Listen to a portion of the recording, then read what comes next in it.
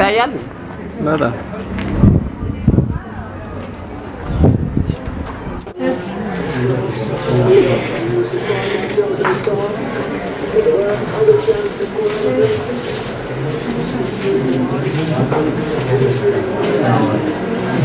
Assalamualaikum.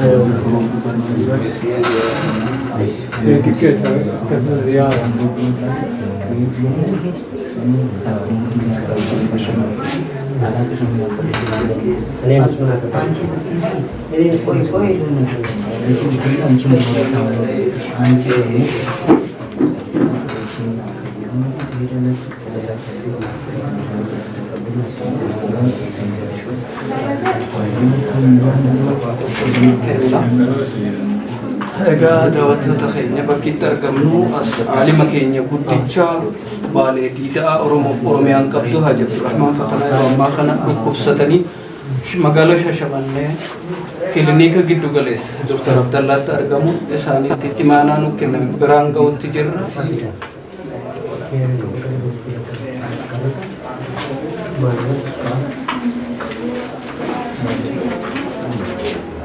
ربي إنسان عافيو ربي عافيو جنة ربي هذكروني جنة كانوا ما قالوا ما ربي إنسان